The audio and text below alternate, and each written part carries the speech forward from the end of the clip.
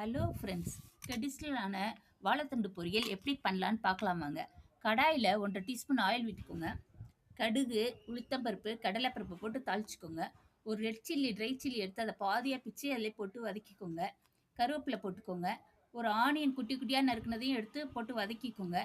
இப்போ அது குட்டி குட்டியாக கட் பண்ணி வச்சுருக்கோம் இல்லையா நம்ம வாழைத்தண்டு, அதையும் போட்டு அதிலே வதக்கிக்கோங்க. கொஞ்சமாக உப்பு ஆட் பண்ணிக்கோங்க ஃப்ரெண்ட்ஸ்.